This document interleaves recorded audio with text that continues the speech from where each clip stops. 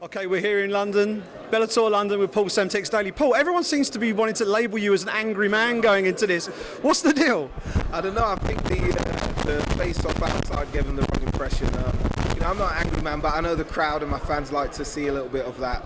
And I'm not an angry man, but I am looking forward to the fight on Saturday. On paper, this looks like a fight of the night contender, right? Erick Silva loves to get in there and throw down, likes to finish. We all know your reputation. You love to finish.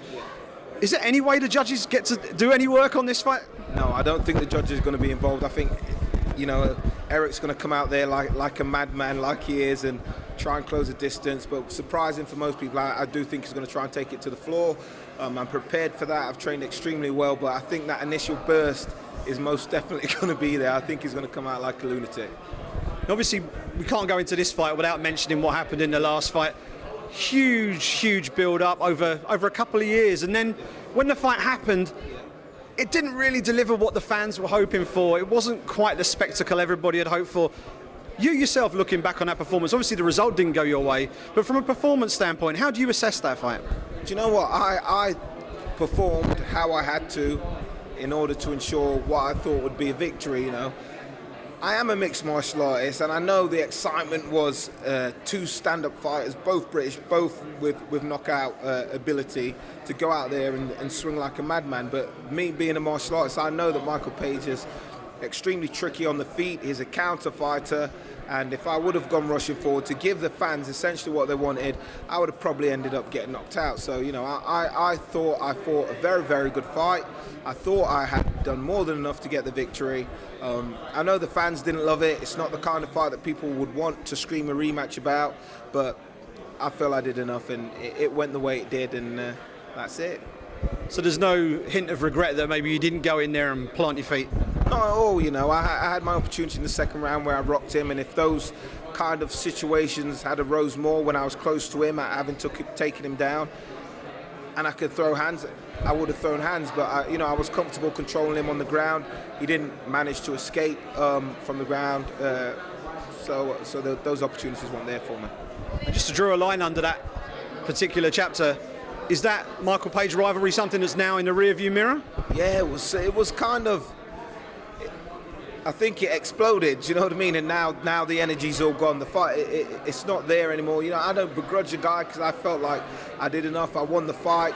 Yeah, I made some comment on Instagram about his last loss, but that's my humour, and I knew people would gravitate towards that and they'd understand that. But it wasn't done it wasn't malicious. It's he got knocked out, but I knew that quote would resonate with people. So I've got no ill will towards the guy. If he wants to go, I know he's quite an entertainer. If he wants to go down that path and build up a future rivalry, then I'm happy to do it. I don't like him, but I don't dislike him, so it's easy enough to put together. Looking at your career now, you're a veteran in this game. You faced a who's who over the course of your career. The Bellator welterweight tournament is sort of coming to an end now. You've got Erick Silva this weekend. What's the next sort of chapter for Paul Semtex Daley in Bellator? I had this question, and it's quite the landscape because of the tournament and win here and a loss here. It's kind of, I don't really have a clear path. There's some fights that I'd like, namely the Larkin rematch. Even though I finished him, I did promise him, and I want to keep my word. Backstage, he was absolutely distraught, practically in tears, and I said, look, I'll give you a rematch. Even though I won convincingly, I know like deep down he wanted to put on a better performance. So I said to him, look, if Bellator will do it, I will happily give you a rematch. So that I'd like to uphold my word on that.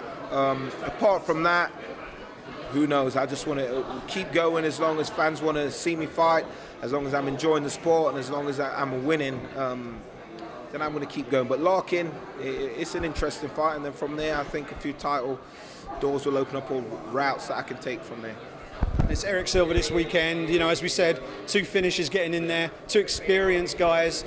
The Paul Daley highlight reel it's a pretty long watch now. There's quite a bit of footage on there.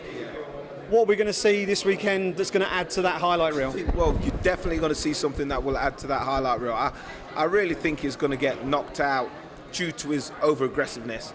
And he may say that he's not going to be aggressive, he's not going to be difficult. He's going to be aggressive because That's the only way. His wrestling's not there to shoot from the outside to take me to the ground.